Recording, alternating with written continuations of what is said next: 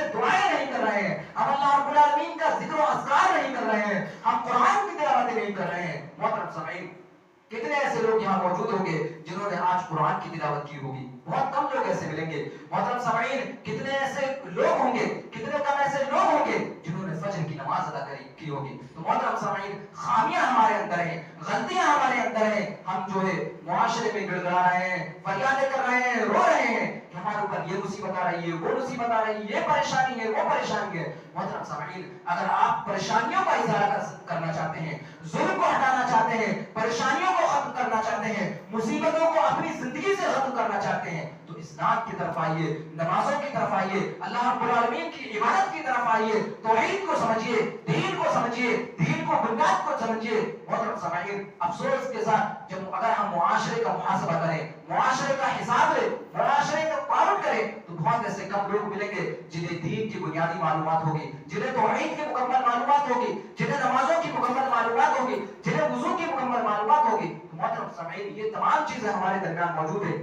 ہمیں چاہیے کہ ہم دین کی بنیادی معلومات حاصل کریں, دین کی جو بنیادی معلومات ہیں اسے حاصل کریں, نماز کی معلومات حاصل کریں, نمازوں کی پابندی کریں. محترم سامعین, نماز کی بہت زیادہ اہمیت ہے. اسی طرح اللہ رب العالمین نے جو ہے نماز کو جو ہے مدد کا ذریعہ بنایا ہے کہ نماز اور صبر کے ذریعے بندہ اللہ رب العالمین سے مدد طلب کر سکتا ہے. اللہ رب العالمین جو ہے نماز پڑھنے والوں کی مدد کرتا ہے.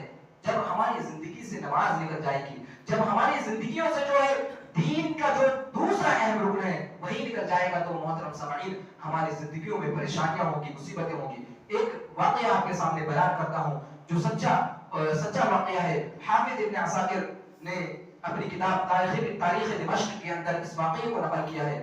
محترم سامعین, وہ اپنی اس کتاب کے اندر کہتے ہیں کہ دمشق جو سوریا کی راجدھانی ہے, جہاں ابھی جو ہے حکومت میں جو ہے الٹ پھیر ہوا ہے, تو دمشق جو ہے بڑا اہم شہر ہے مسلمانوں کا, اور یہ سیریا کی راجدھانی ہے. تو اسی کی تاریخ لکھتے ہوئے حافظ ابن عساکر, جو ایک بڑے کبار علماء میں سے گزرے ہیں, وہ اپنی کتاب میں لکھتے ہیں کہ دمشق میں ایک شخص تھا جو سواری کا کام کیا کرتا تھا, اپنے خچر میں بٹھا کر, اپنے گدھے میں بٹھا کر لوگوں کو یہاں سے وہاں لے جایا کرتا تھا. وہ دمشق سے زیدانی تک لوگوں کو جو ہے لے جایا کرتا تھا کرائے میں, جو بھی کرایہ بنتا وہ لے لیتا. ایک دن اس کی سواری میں, اس کے خچر میں ایک ایسا شخص بیٹھا اور چلنے لگا. جب وہ آدھے راستے میں پہنچا, دمشق سے نکلا زیدانی کے لیے, آدھے راستے میں پہنچا تو وہ کہنے لگا مجھے اس راستے سے نہیں دوسرے راستے سے جانا ہے. محترم سامعین, یہ سچا واقعہ ہے. حافظ ابن عساکر رحمہ اللہ علیہ نے اپنی کتاب میں سے نقل کیا ہے. وہ دوسرے راستے سے جانے کے لیے اصرار کرنے لگا. جب وہ شخص نہیں مانا تو یہ جو سواری والا تھا, خچر والا تھا, گدھے والا تھا, اس نے اسی راستے سے اسے جو ہے لے جانا یعنی لے گیا. جب وہ سنسان جگہ میں پہنچا جہاں کوئی آبادی نہیں تھی, سنسان جگہ تھی, لاشیں پڑی ہوئی تھی, جب وہ اس جگہ میں پہنچا تو وہ جو شخص اس کے گدھے میں خچر میں بیٹھا ہوا تھا وہ اترا اور اپنا خنجر نکالا اور جو ہے اس کو ڈرانے لگا, دھمکانے لگا. یہ اپنی سواری سے اتر کر بھاگنے لگا, اور جو خنجر والا آدمی تھا جو اس کی سواری میں بیٹھا ہوا تھا اس کے پیچھے پیچھے بھاگ رہا تھا, یہ آگے آگے بھاگ رہا تھا. اب بھاگتا تو کتنا بھاگتا, وہ بھاگتے گئے, اس جو ہے دشمن نے, بدماش نے اس کو پکڑ لیا اور اس کے گلے میں جو ہے چھری رکھ دی, خنجر رکھ دیا. وہ شخص کہنے لگا, جس کا خنجر تھا, گدھا تھا, کہنے لگا تھا کہ میرے پاس جتنا بھی مال ہے, میری سواری ہے, سب کچھ تم لے لو اور مجھے چھوڑ دو, اللہ کے واسطے مجھے چھوڑ دو. وہ جو دشمن تھا وہ کہنے لگا کہ میں تمہیں کیوں چھوڑ دوں, تمہیں مارنے کے بعد تو یہ تمام جو ہے مال و دولت ہے, خچر ہے, یہ میرا ہی ہونے والا ہے.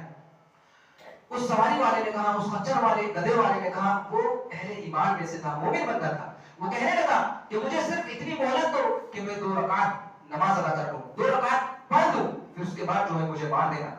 اس نے کہا کہ ٹھیک ہے, تم نماز پڑھ دو. وہ نماز پڑھنے لگا اور نماز میں اسے کچھ یاد نہیں آ رہا تھا, بس یہ آیت یاد آئی کہ جب مصیبتوں میں کوئی بندہ ہوتا ہے تو اللہ رب العالمین ہی جو ہے اس کی مدد کرتا ہے. وہ نماز پڑھ رہا ہے, جب اس کی نماز ختم ہوتی ہے تو کیا دیکھتا ہے کہ وادی سے ایک گھڑ سوار نکل کر آ رہا ہے, اس کے ہاتھ میں خنجر ہے. وہ آتا ہے اور اس کے جو دشمن تھا, جو اسے مار رہا تھا, اسے مار دیتا ہے. وہ اس شخص سے پوچھتا ہے, اس گھڑ سوار سے پوچھتا ہے کہ تمہیں کس نے بھیجا تھا, تو وہ کہتا ہے کہ تم جس سے دعائیں کر رہے تھے میں اسی کی طرف سے بھیجا گیا تھا۔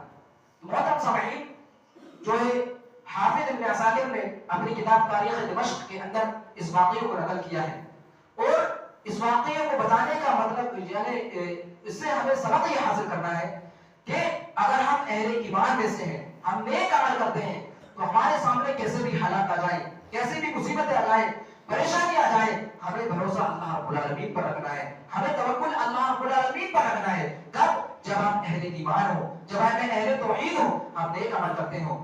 نمازوں کے ذریعے ہمیں اللہ رب العالمین سے مدد طلب کرنی ہے۔ یہ نمازیں جو ہے اللہ رب العالمین سے مدد طلب کرنے کے لیے بڑی مددگار ہوتی ہیں۔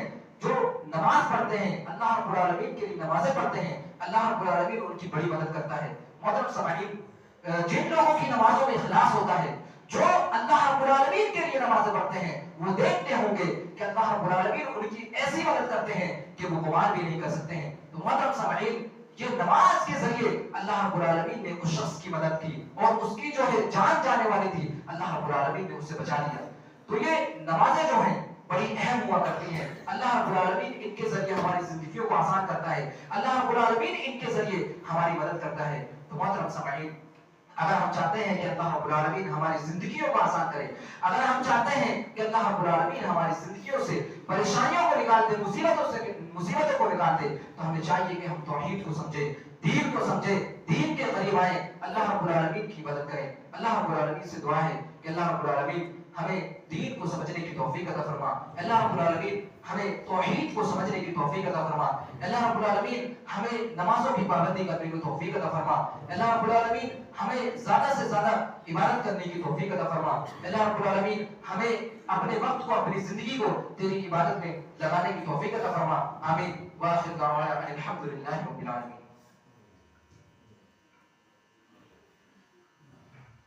ان الحمد للہ نحمده ونستعینه ونستغفره